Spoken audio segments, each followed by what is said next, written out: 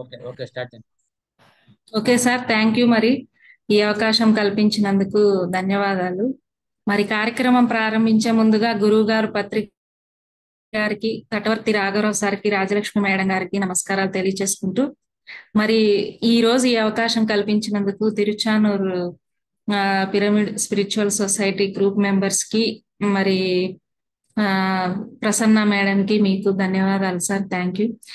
మరి ఈరోజు నేను రాఘవరావు సార్ చెప్పినటువంటి అంశాల్లో ఆ, ధర్మం గురించి, సత్యం గురించి కొన్ని ఆ, పాయింట్లు ఏవైతే ఉన్నాయో అవి మీతో షేర్ చేసుకుంటాను. మరి మనందరం కూడా ఆ, ఈ యొక్క గొప్ప ఆధ్యాత్మిక మార్గంలోకి, ఆత్మ మార్గంలోకి రావడం జరిగింది. అయితే ఇక్కడ మొట్టమొదటగా ఒక రకంగా చెప్పాలంటే బేసిక్ పాయింట్ అని అనుకోవచ్చు. మరి ఎంత బేసిక్ పాయింటో, మరి దీన్ని గనక మనం ఆలోచిస్తే అంతే లోతైన విషయం అది. ఏమని అంటే, నేను దేహం కాదు ఆత్మను అనే విషయం మనం ఇక్కడ ఫస్ట్ మనం నేర్చుకుంటాం. మరీ ముఖ్యంగా సార్ దగ్గర, రాఘరావు సార్ దగ్గర ప్రతిరోజు వింటుంటాం. అయితే ఇక్కడ మనం ఆత్మలము అని తెలుసుకోవడమే కాకుండా, ఆత్మలమైన మనం ఈ సృష్టిలో ఉన్నటువంటి ప్రాణులన్నీ కూడా ఆత్మస్వరూపాలే అని తెలుసుకుంటాము. మరి మనం అంటే ఆత్మలమైనటువంటి మనం సాక్షాత్తు భగవంతులం అనే విషయాన్ని కూడా ఇక్కడ తెలుసుకుంటాం. సరే, మనందరం కూడా ఇంకా ఏం తెలుసుకుంటాము అంటే, భగవత్ స్వరూపులైనటువంటి మనం పైలోకాల నుండి ఇక్కడికి భూలోకానికి మరి ఎన్నో విషయాలు నేర్చుకోవడానికి వస్తాము అనే విషయాన్ని కూడా కొంత అర్థం చేసుకుంటాము. మరి ఇక్కడ నేర్చుకోవడానికి వచ్చాము అన్నది ఇప్పుడు తెలుసుకున్నాం, కానీ సాధారణంగా మానవ జీవితాన్ని గమనిస్తే ఇప్పుడు ప్రస్తుత పరిస్థితుల్లో ఏం చేస్తున్నారు అంటే, తెలిసిన విషయమే, పుట్టడం, తర్వాత తినడం, తన శారీరక అవసరాలు ఏముంటాయో అవన్నీ తీర్చుకోవడం, పెరగడం, మరి ఏదో తను సంపాదిస్తూ ఎందుకంటే తను తన కుటుంబం జీవించాలి కదా, చిట్ట చివరికి ఒక కుటుంబాన్ని ఏర్పరచుకొని వాళ్ళతో గడిపి చిట్ట చివరికి చనిపోవడం. ఈ మధ్యలో పుట్టడం, చనిపోవడం అనే మధ్యలో ఎన్నో పనులు చేస్తున్నాడు. ఆ చేసే పనులు సరి అయినవా సరికానివా అనేది కూడా గమనించుకోవట్లేదు.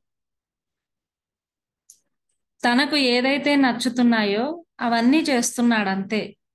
కానీ ఇక్కడ మనం గమనించాల్సిన విషయం ఏంటి అంటే, కనీసం ఆధ్యాత్మిక మార్గంలోకి వచ్చినప్పుడు మనమైనా గమనించాలి ఇవి అని చెప్తుంటారు సార్. ఏంటివి అంటే,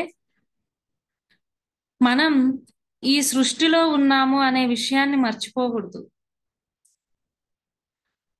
మరి ఈ సృష్టిలో ఉన్నాము, ఈ సృష్టించినటువంటి సృష్టికర్త ఉన్నాడు. మరి ఏ విధంగా మన ఇంటికి యజమాని ఉన్నప్పుడు ఆ యజమాని చెప్పినట్లు మరి ఆ కుటుంబ సభ్యులు పాటిస్తూ ఉంటారో, అలాగే ఈ సృష్టికి యజమాని ఆ సృష్టికర్త. మరి ఆయన ఈ సృష్టిలో ఉన్నటువంటి మనందరికీ కూడా కొన్ని నియమాల్ని ఏర్పాటు చేయడం జరిగింది. మరి ఆ ధర్మాలు అని చెప్పడం జరిగింది ఇక్కడ సార్. ఆ నియమాల్ని, కొన్ని ధర్మాల్ని ఏర్పాటు చేయడం జరిగింది. వాటిని అనుసరిస్తూ మనం జీవించాల్సి ఉంటుంది. ఏవైతే భగవంతుడు ఏర్పాటు చేశాడో ధర్మాల్ని, ఎందుకంటే మనం ఆయన ఏర్పాటు చేసిన సృష్టిలో ఉన్నాం కాబట్టి ఆ ధర్మాల్ని మనం అనుసరించాల్సి ఉంటుంది. అని ఇక్కడ మనం తెలుసుకోవాలి. అయితే ధర్మం అంటే ఏంటి, మరి అది దాని విషయాలు ఏంటి అన్నది మనం చూస్తే లోతుగా ఇక్కడ సార్ ఏమని చెప్తున్నారు అంటే, రాఘవరావు సారు ధర్మం అంటే ఏంటి అంటే, దేన్నైతే ఆచరిస్తే మనకు ఇహలోక పరంగా అభ్యుదయము, పరలోక పరంగా మోక్షం అంటే జన్మ రాహిత్య స్థితి కలుగుతుందో దానిని ధర్మము అంటారు అని చెప్పడం జరిగింది. అయితే ఇక్కడ ఇంకో పాయింట్ కూడా చెప్పారు సారు, ఏదైతే అంతరాత్మ నుండి వస్తుందో సందేశం అది ధర్మం అయి ఉంటుంది. ఏంటి అంతరాత్మ నుండి వచ్చే సందేశం ఏంటి అంటే అది ఎలా ఉంటుంది అని చెప్పడం కూడా జరిగింది. ఏంటంటే మానవుడు అంటే 3 కలిపితే మానవుడు: కనిపించే శరీరం, మనస్సు, ఆత్మ. ఇక్కడ మనం శ్వాస మీద ధ్యానం ద్వారా శరీర స్థితిని, మనోస్థితిని, అంటే ఫస్ట్ మనం శరీర స్థితిని దాటడం కొంత ఈ కాళ్ళు చేతులు కట్టి మరి బాహ్యేంద్రియాలని కట్టిపెట్టి కూర్చోవడం సులభమే. కానీ కూర్చున్న తర్వాత ఆలోచనలు మనల్ని ఎంతో ఇబ్బంది పెడుతూ ఉంటాయి. మరి ఆ ఆలోచనల్ని కట్ చేస్తూ శ్వాసను గమనిస్తూ ఉన్నప్పుడు ఒకానొక స్థితిలో మనం ఆ మనోస్థితిని కూడా దాటుతాం. ఇంకా దాటినప్పుడు ఉండేది ఆత్మే. మరి అటువంటి ఆ స్థితికి మనం చేరినప్పుడు ఈ అంతరాత్మ నుండి వచ్చే సందేశాలని మనం బాగా గ్రహించగలుగుతాం. ఎందుకంటే ఈ మనోస్థితిలో ఉంటే, అంటే మలినమైన మనస్సు స్థితిలో ఉంటే, శుద్ధము కాని మనస్సు స్థితిలో ఉంటే మనం ఈ మనస్సు ప్రభావంతోనే జీవిస్తూ ఉంటాము. లోపల అంతరాత్మ నుంచి వచ్చే సందేశాలు మనకు అర్థం కావు, గ్రహించలేం. ఎందుకంటే మనస్సు ప్రభావం ఎక్కువ ఉన్నప్పుడు ఆ మనసు చెప్పేవే వింటూ వాటినే అనుసరిస్తూ వెళ్తూ ఉంటాం. కాబట్టి ఈ అంతరాత్మ నుంచి వచ్చే సందేశాల్ని మనం గ్రహించగలగాలి అంటే కొంత మనం ఈ మనస్సుని బాగా శుద్ధి చేసుకొని ఉండాలి. అయితే ఇక్కడ ఇందాక చెప్పుకున్నాం, మరి ఇటువంటి ధర్మాల్ని మనం ఆచరిస్తే, ఎందుకంటే ఆత్మ మనకెప్పుడు సరైనదే చెప్తూ ఉంటుంది. ఏది చెయ్యాలో అదే చెప్తూ ఉంటుంది, ఏది చేయకూడదో దాన్ని హెచ్చరిస్తూ ఉంటుంది, చెయ్యకు అని.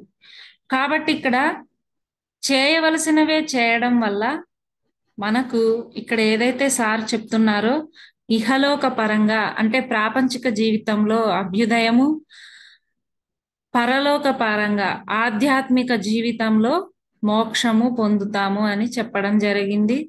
దానికే ఉదాహరణగా ఇక్కడ ప్రాపంచిక జీవితంలో ఒక ధర్మరాజులాగా, ఇహలోకంలో ఒక ధర్మరాజులాగా, పరలోకంలో ఒక కృష్ణుడు లాంటి స్థితిని మనం పొందుతాము ధర్మాన్ని ఆచరించినప్పుడు అని చెప్తున్నారు ఇక్కడ సార్.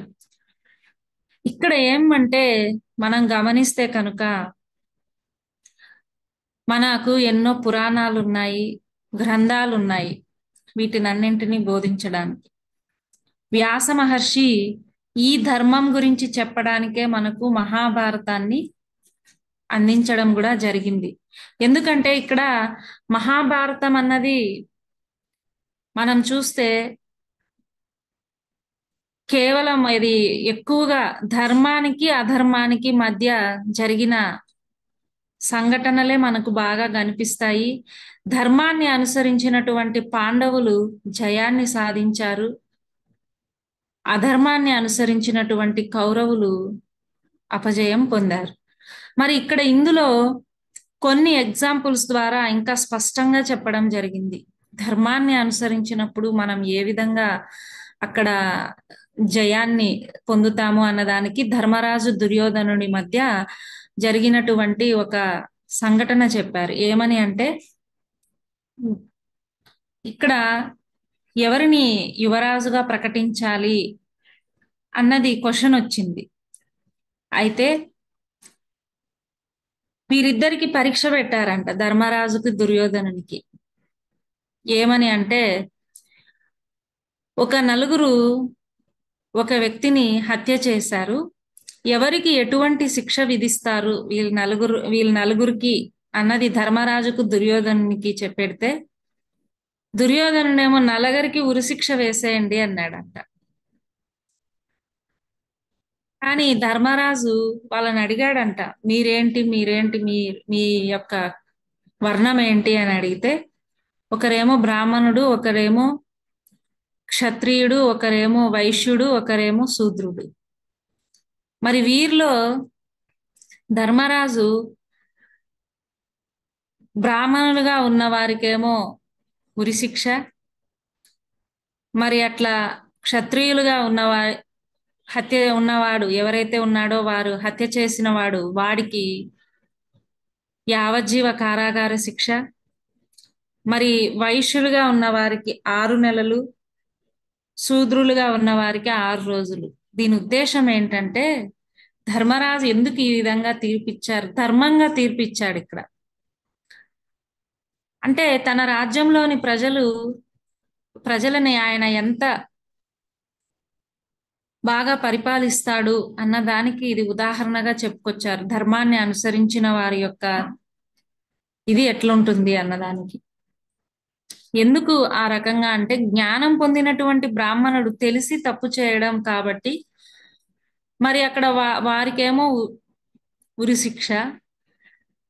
ఇక్కడ క్షత్రియునికి అంటే ఇక్కడ స్టెప్ బై స్టెప్ ఇచ్చాడు, శూద్రునికి ఎటువంటి జ్ఞానం ఉండదు కాబట్టి వారికి అసలు 6 రోజులు ఊరికే ఆ శిక్ష వేసి వదిలేయడం అన్నమాట.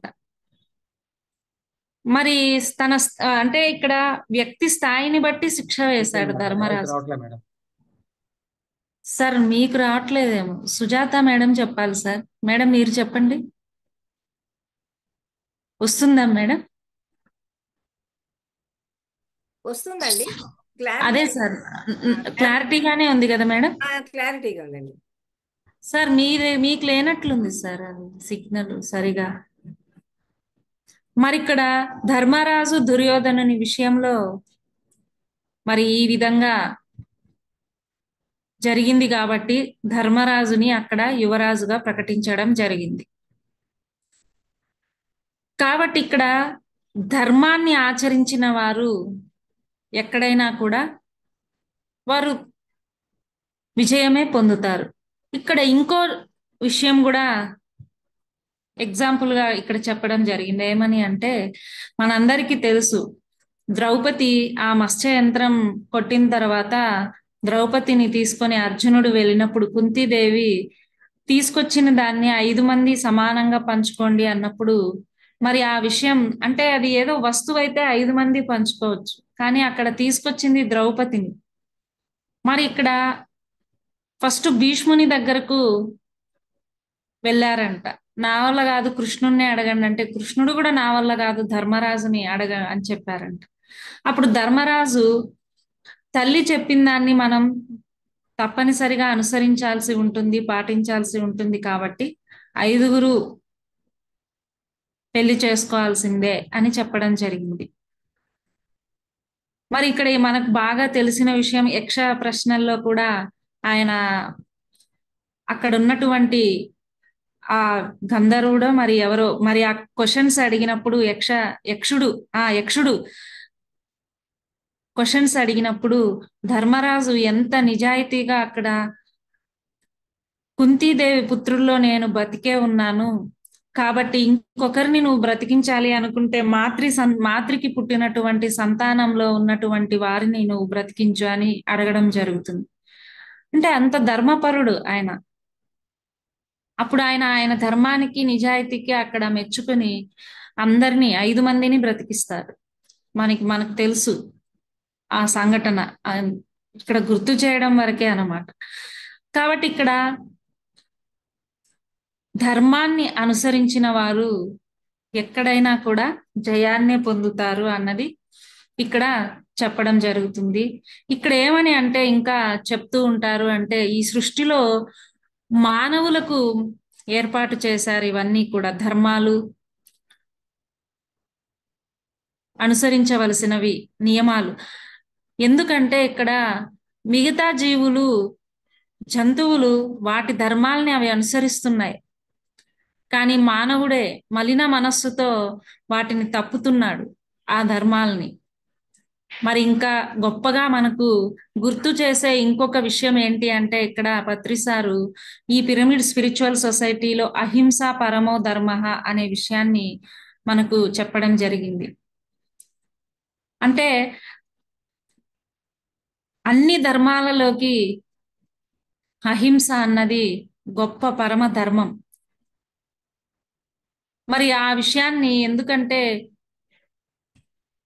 ఎంతో అజ్ఞానంతో దుఃఖకరంగా జీవిస్తున్నటువంటి మానవునికి మరి ఆ దుఃఖం నుండి బయట పడేయడానికే మెయిన్ ఈ పాపం, ఈ జీవహింస నుండి బయటకు రండి, మీ యొక్క దుఃఖాన్ని దూరం చేసుకోండి అని చెప్తూ, దానికే చిన్న చిన్న పాపాలే చిన్న చిన్న రోగాలు, పెద్ద పెద్ద పాపాలు పెద్ద పెద్ద రోగాలు అని చెప్పడం జరిగింది సార్.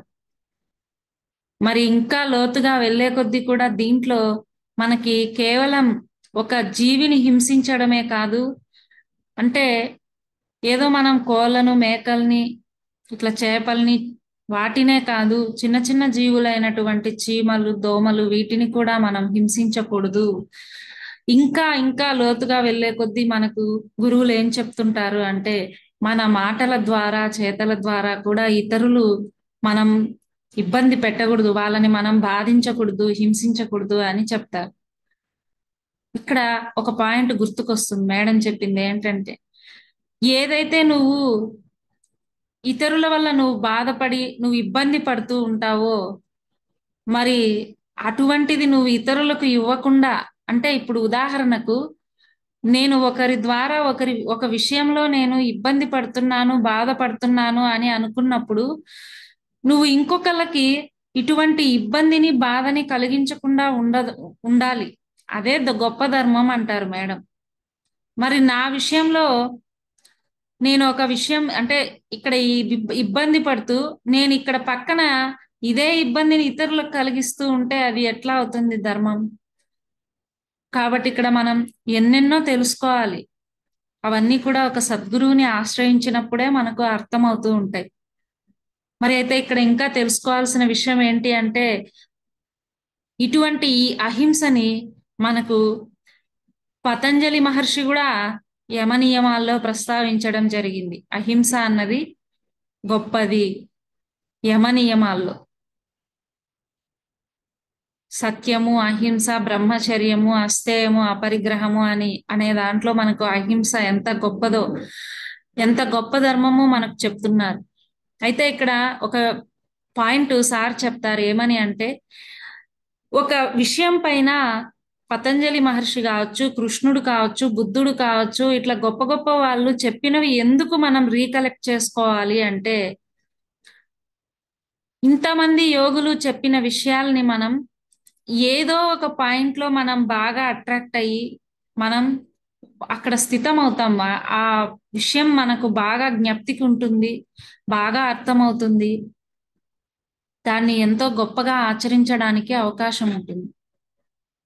మరి అందుకు ఇన్ని కోణాల్లో మనం ఒక విషయాన్ని తెలుసుకోవాల్సి ఉంటుంది. మరి ఇంకా మనకు చూస్తే పెద్దలు చెప్పిన ఒక గొప్ప మాట, ధర్మో రక్షతి రక్షితః. అంటే ఏ అంటే మనం ఇక్కడ ధర్మం గురించి చెప్తున్నారు. ధర్మాన్ని మనం రక్షించినప్పుడు ఆ ధర్మమే మనల్ని రక్షిస్తుంది. ధర్మాన్ని మనం రక్షించకపోతే, అంటే ధర్మాన్ని మనం అనుసరించకపోతే ఆ అధర్మమే. ధర్మాన్ని అనుసరించడం లేదు అంటే అధర్మమే. అధర్మాన్ని మనం అనుసరిస్తున్నాము అంటే ఆ అధర్మం మనల్ని భక్షిస్తుంది అని చెప్తున్నారు. మరి అందుకే పెద్దలు ధర్మో రక్షతి రక్షితః అని చెప్పడం జరిగింది. అదేదో కొటేషన్ లాగా చదివి మనం పక్కన పెట్టేస్తాం, కానీ అందులో అంతరార్థం గ్రహించినప్పుడు మరి దాన్ని మనం ఆచరించడానికి అవకాశం ఉంటుంది. మరి ఇక్కడ రాముడు గురించి కూడా ఎగ్జాంపుల్ చెప్పడం జరిగింది, ధర్మం గురించి చెప్తూ. ఏమని అంటే, మనందరికీ తెలుసు రాముడు నడిచిన మార్గం ధర్మ మార్గం. మరి ఆయన ఈ ధర్మ మార్గంలో నడవడం వల్ల అక్కడ రావణాసురుడు తన భార్యను తీసుకెళ్ళినప్పుడు ఆయనకేమి పెద్ద పెద్ద బలగాలు, సైన్యము ఇవేమీ అక్కరకు రాలేదు. తను ఒక్కడే బయలుదేరినాడు. తనకు ఆటోమేటిక్గా ప్రకృతి సహకరించింది. ఎలా అంటే అనేదానికి కూడా ఇక్కడ వివరణ ఇచ్చాడు సారు. ఏమని అంటే, ఎవరైతే ధర్మాన్ని అనుసరిస్తారో వారికి సహజ సిద్ధమైన సంపదలు కానీ, పెద్ద పెద్ద బలగాలు కానీ, సైన్యాలు కానీ అక్కర్లేదు. ప్రకృతే ఆటోమేటిక్గా సహకరిస్తుంది అని చెప్పడం జరిగింది. ఇక్కడ తనేమి భరతుడికి కబురు పంపలేదు సైన్యాన్ని ఇవ్వమని. తను ఒంటరిగా సీత కోసం బయలుదేరినప్పుడు ప్రకృతి ఆటోమేటిక్గా వానర సైన్యాన్ని అందించింది అని చెప్తారు. మరి ఇక్కడ యేసు ప్రభువు చెప్పిన విషయాన్ని కూడా చెప్పడం జరిగింది. ఏమని అంటే, యేసు ప్రభువు కూడా నువ్వు దేవుని రాజ్యంలోకి ప్రవేశించు, అలా ప్రవేశించాలి అంటే మరి ఆ దేవుడు ఏర్పాటు చేసినటువంటి ధర్మాల్ని అనుసరించు అని చెప్పడం జరిగింది. మరి ఇక్కడ ఇవన్నీ చెప్పుకుంటున్నాం. ఇంతసేపు మనం ఎన్నో ఎగ్జాంపుల్స్ చెప్పుకున్నాం. ధర్మరాజులాగా ఉండాలి, మరి ధర్మాన్ని అనుసరించాలి, అహింసను పాటించాలి. మరి ఆయన స్వంత తమ్ముళ్ళని కూడా పక్కన పెట్టి మాద్రికి సంతానాన్ని కోరడము, ఇవన్నీ తెలుసుకున్నాం. మనకు అనిపిస్తుంది మనం కూడా ధర్మాన్ని అనుసరిస్తే బాగుంటుంది అనేసి. మరి అలా అనుసరించగలగాలి అంటే ఇలా కేవలం తెలుసుకున్నంత మాత్రాన అనుసరించలేం. ధర్మాన్ని అనుసరించాలి అంటే ఏం చేయాలి అన్న దానికి కూడా ఇక్కడ చెప్పడం జరిగింది. 5 కొండలు 4 లోయలు అనే కాన్సెప్ట్ ద్వారా ఇక్కడ సారు వివరించారు. ఏమని అంటే, ధర్మాన్ని అనుసరించాలి అన్నదానికి వివరణ ఇస్తూ, ఇది పత్రిసారు చెప్పిన విషయమే అని చెప్తూ, ఈ 5 వేళ్ళని 5 కొండలుగా, ఈ 5 వేళ్ళ మధ్యలో ఇవి లోయలుగా చెప్తూ, మరి ఇవి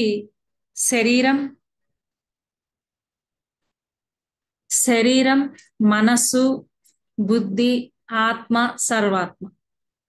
ఇక్కడ సాధారణంగా ప్రారంభ జన్మల్లో ఉన్నటువంటి మానవుడు శారీరక స్థితిలో ఉంటాడు, అంటే తమోగుణంలో ఉంటాడు. నేను శరీరం అనుకుంటూ తన కోసమే జీవిస్తూ ఉంటాడు. మరి ఈ స్థితిలో ఉన్నటువంటి మానవుడు ఈ స్థితిలో ఉండకూడదు, ఎదగాలి. అంటే ఎందుకంటే శారీరక స్థితి కంటే మనస్సు గొప్పది, మనస్సు కంటే బుద్ధి గొప్పది, బుద్ధి కంటే ఆత్మ గొప్పది, ఆత్మ కంటే సర్వాత్మ గొప్పది. ఈ శారీరక స్థితిలో ఉండడం గొప్ప కాదు, మనస్సు స్థితికి వెళ్ళాలి. ఫస్ట్ వెళ్ళాలి అంటే డైరెక్ట్గా ఈ కొండపై నుంచి ఈ కొండపైకి వెళ్ళడం కుదరదు, ఈ లోయ గుండా వెళ్ళాలి. కాబట్టి ఈ లోయ ఏంటి అంటే, ఈ శారీరక స్థితి నుంచి మనోస్థితికి వెళ్ళడానికి ఉపయోగపడేది ధ్యాన యోగం. అంటే శ్వాస మీద ధ్యానం ద్వారా మనం ఈ స్థితికి తొందరగా మనం చేరగలుగుతాం. సాధారణంగా దీనికి 100 నుండి 150 జన్మలు పడుతుంది. ఈ స్థితి నుండి ఈ గుణంలో మనం చెప్పుకున్నాం, సార్ ఈ రోజు కూడా చెప్పారు, తమో గుణం నుండి రజోగుణంకి వెళ్ళాలి అంటే 100 నుండి 150 జన్మలు పడుతుంది. కానీ ధ్యానం చేసినప్పుడు మనం తొందరగా ఈ స్థితికి చేరగలుగుతాం. దీనికి ఉపయోగపడేదే ఈ లోయని ధ్యాన యోగం అని చెప్పడం జరిగింది. తర్వాత ఈ మనస్సు స్థితిలో ఉండడం కూడా గొప్ప కాదు. ఈ స్థితి నుండి ఈ బుద్ధి స్థితికి వెళ్ళాలి. దీనికి ఇక్కడ ఈ మనస్సు స్థితి నుండి బుద్ధి స్థితికి వెళ్ళాలి అంటే ఇక్కడ దీన్నే ధర్మయోగం అంటారు, అంటే లేదా బుద్ధి యోగం అంటారు.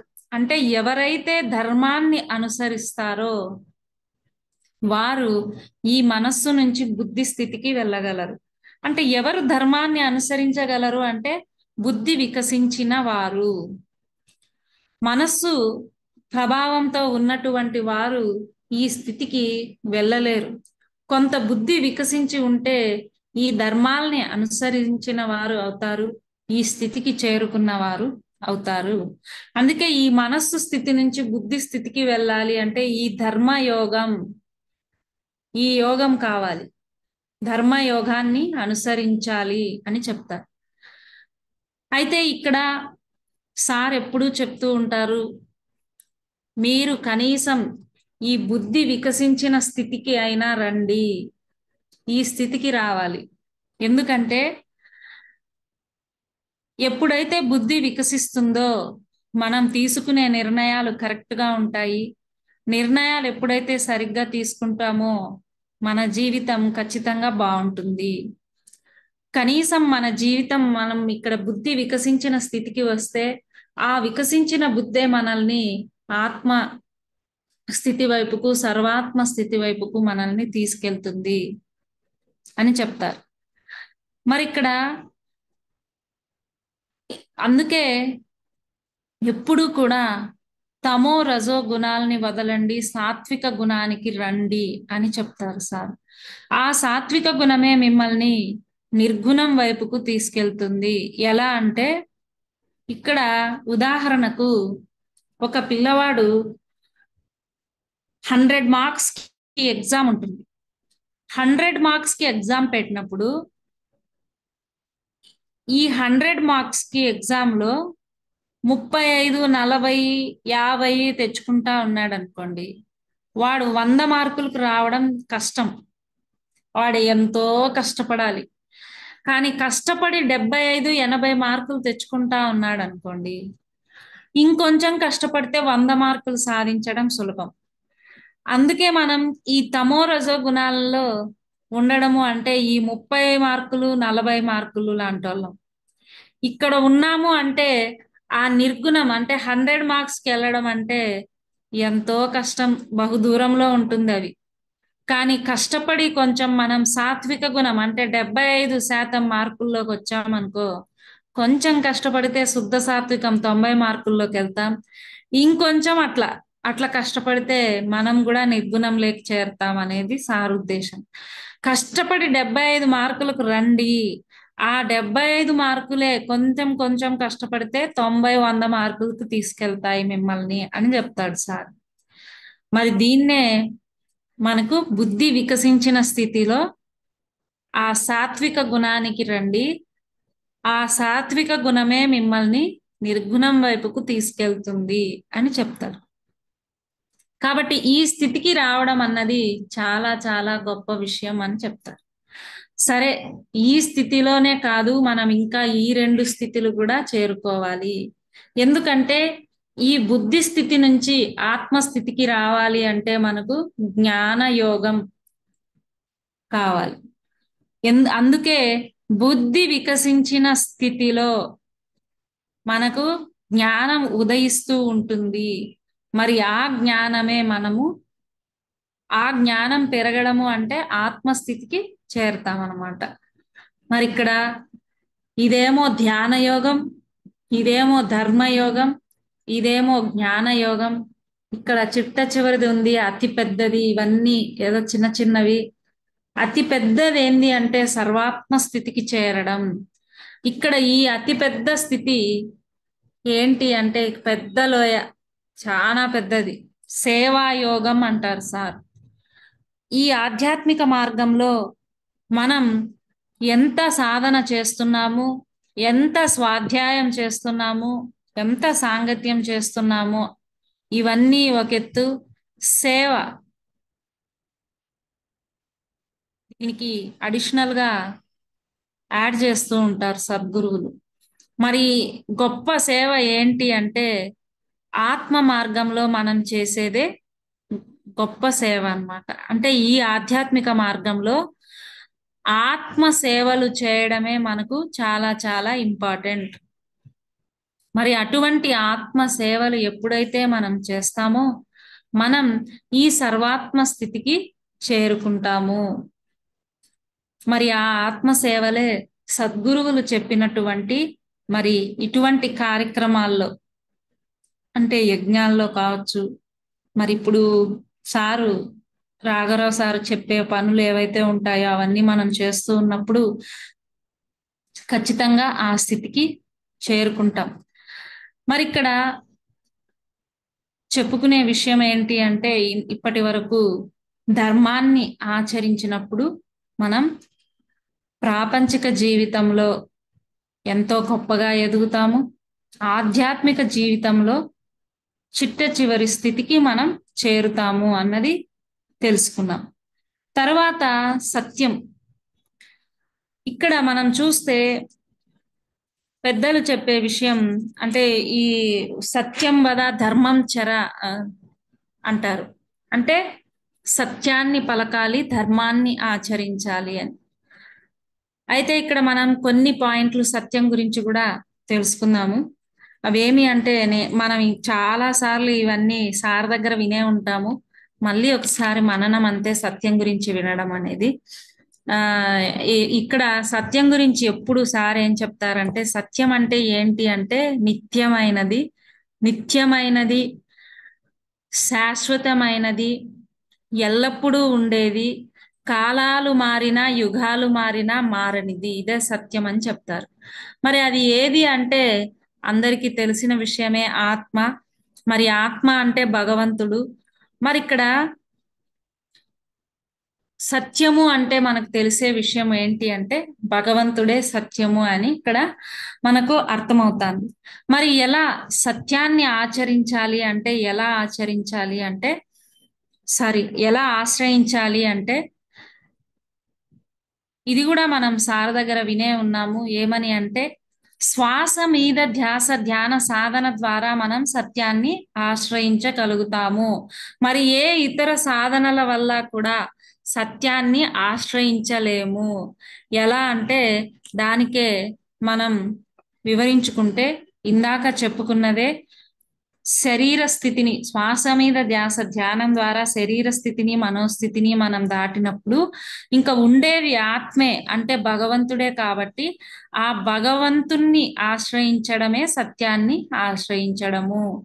మరి దానికే అయితే ఇక్కడ ఏంటి భగవంతుణ్ణి ఆశ్రయించినాము, మరి ఏంటి లాభం ఏంటి అంటే భగవంతుణ్ణే పొందుతాం. దేన్ని ఆశ్రయిస్తే అదే పొందుతాం. కాబట్టి భగవంతుణ్ణి ఆశ్రయించినప్పుడు ఆ భగవంతుణ్ణే పొందుతాము అన్నదానికి ఇక్కడ మనకు మనకు కొన్ని శ్లోకాలు చెప్తున్నాయి వివరణలు. ఏమని అంటే ఇక్కడ సత్యాన్ని ఆశ్రయించకుండా అందరూ కూడా లోకంలో దేన్ని ఆశ్రయిస్తున్నారు అంటే విగ్రహాన్ని ఆశ్రయిస్తున్నారు, అంటే అసత్యాన్ని ఆశ్రయిస్తున్నారు. అంటే మనకి ఇట్లా ఎలా తెలుస్తుంది ఆత్మే సత్యము అన్నదానికి భగవద్గీతలో కృష్ణుడే చెప్పాడు. అహమాత్మ గుడాకేశ సర్వభూతాశయ స్థిత అహమాదిశ్చ మధ్యంచ భూతానామంతమేవచ అన్న శ్లోకం ద్వారా నేను ఫోటోనని కానీ, నేను విగ్రహాన్నని కానీ, నేను బొమ్మనని కానీ ఆయన చెప్పలేదు. నేను ఆత్మను, నేను ఆత్మనైన నేను సమస్త ప్రాణులలో ఉన్నాను అని చెప్పడం జరిగింది. అంటే ఎవరు వారి శ్వాసను గమనిస్తే వారు లోపల ఉన్నటువంటి ఆ భగవంతుణ్ణి ఆశ్రయించగలుగుతారు. మరి అలా ఆశ్రయించినప్పుడు దేన్ని పొందుతారు అంటే ఆయన్నే పొందుతారు ఎలా అన్నదానికి ఈ శ్లోకం చెప్తున్నాడు ఆయన.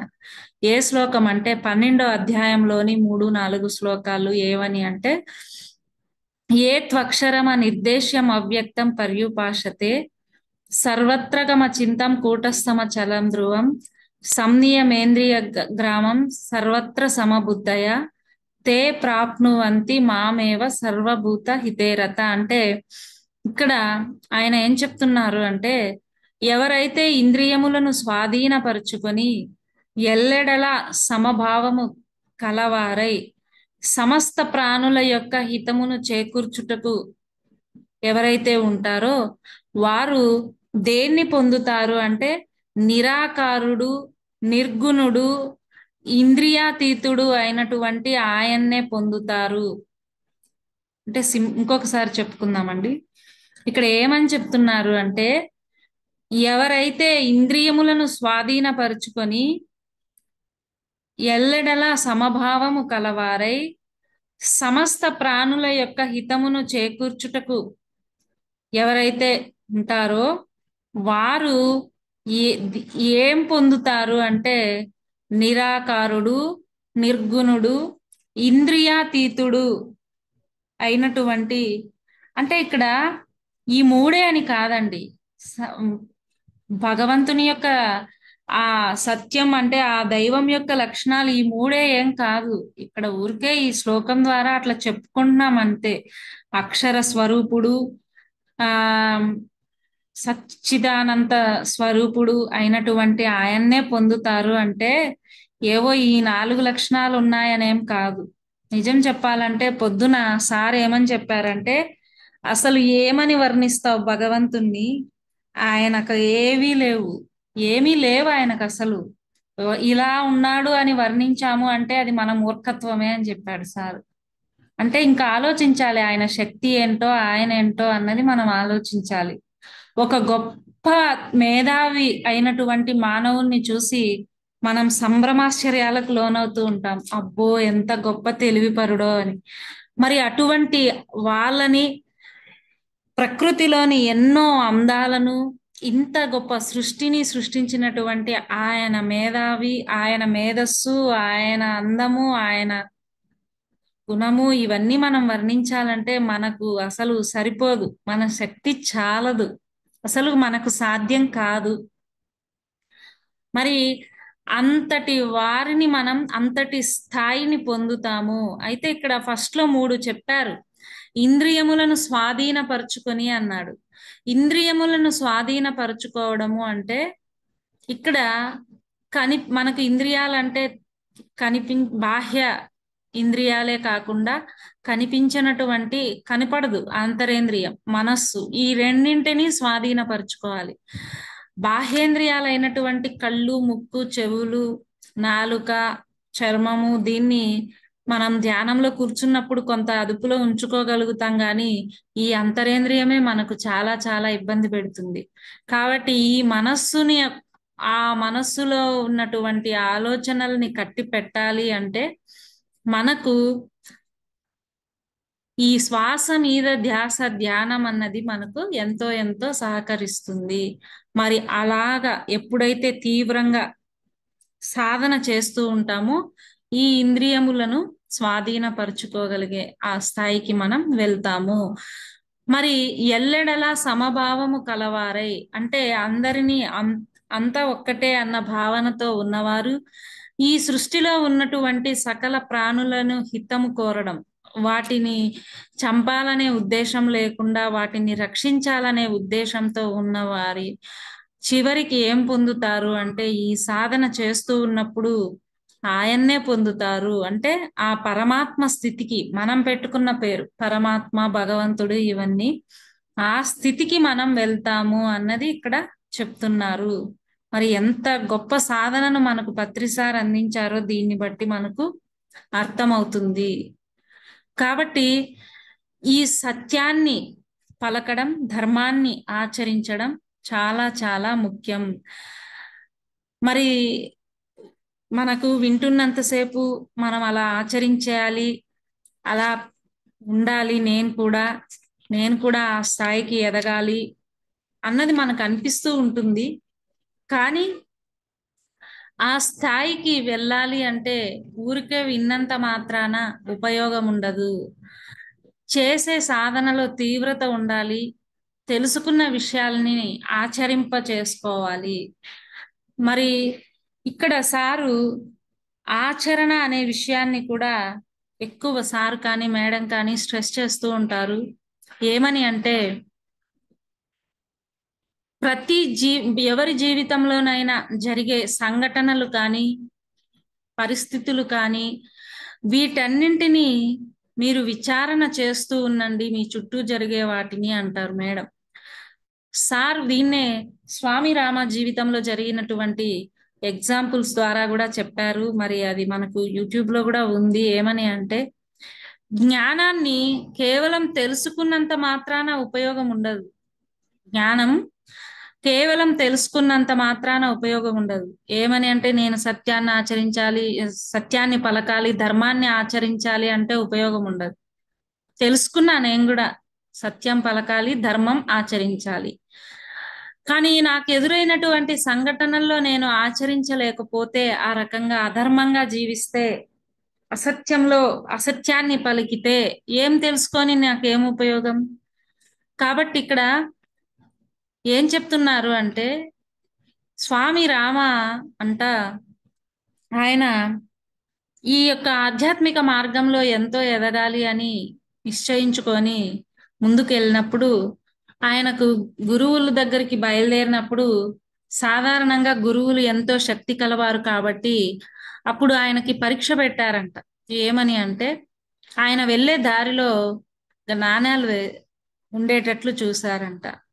మరి స్వామి రామ ఆ నాణాలు నాకు భవిష్యత్తులో ఏమైనా ఉపయోగపడతాయేమో అని తీసి సంచిలో వేసుకున్నాడంట.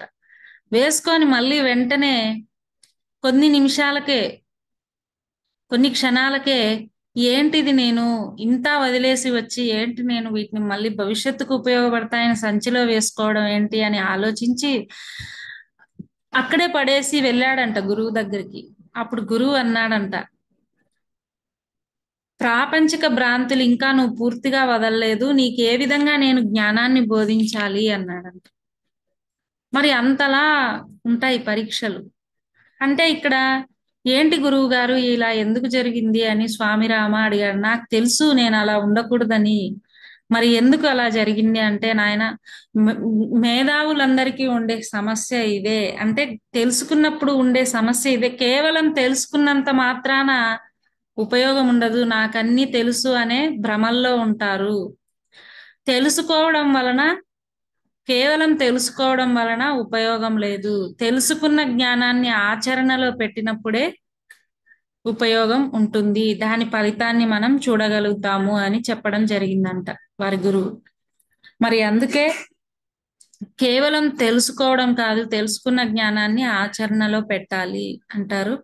ఇంకా ఇక్కడ ఏంటంటే ఎప్పుడైతే మనం ఈ ధర్మాల్ని ఆచరిస్తూ సత్యాన్ని ఆశ్రయిస్తామో మనలో ఎన్నో మార్పులు వస్తాయి. ఎలాగంటే సార్ కూడా ఎప్పుడు చెప్తూ ఉంటారు ఏమని, ధ్యానం ద్వారా మీరేదో థర్డ్ ఐ పొందడమా లేదంటే ఆ ఈ ఆస్ట్రల్ ట్రావెల్ అవి ఇవి కాదు, ముందు మీరు మీలో ఉన్నటువంటి చెడుని పోగొట్టుకోవాలి. అది చాలా ఇంపార్టెంట్. ఎప్పుడైతే మనం చెడుని పోగొట్టుకోగలుగుతామో మనలో ఆ దైవ లక్షణాలు అన్నవి వస్తాయి. అంటే సాక్షాత్తు ఆ భగవంతుని లక్షణాలు.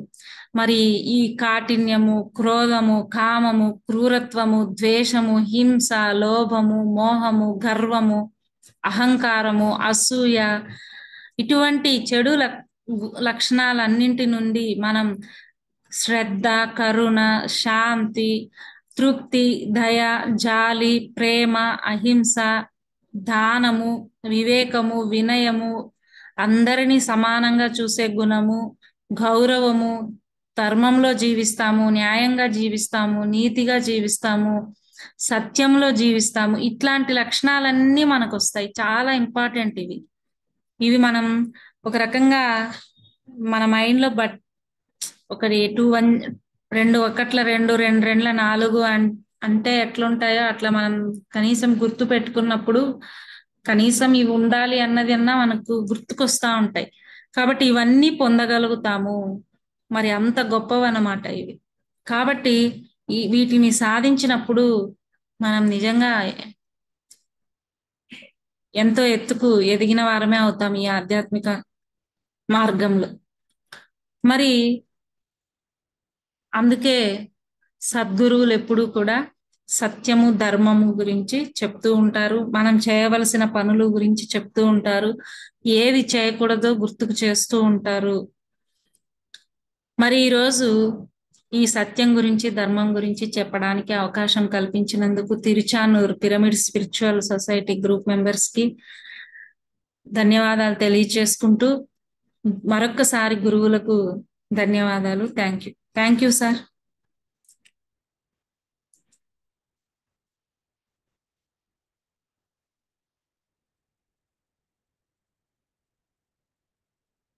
Okay madam. సార్ మధ్యలో కట్ అయింది. కట్ అయినప్పుడు మీరు ఆటోమేటిక్ హోస్ట్ అయిపోయినారు. మళ్ళీ మారింది ఇప్పుడు. మీది కట్ అయింది సార్. అదే నాదే కట్ అయింది. అది కరెక్ట్, నాదే కట్ అయింది. Okay madam. ఈరోజు మేడం గారు మరి మంచి టాపిక్ అందించారు. మరి ఇది రికార్డింగ్ కట్ చేస్తాం.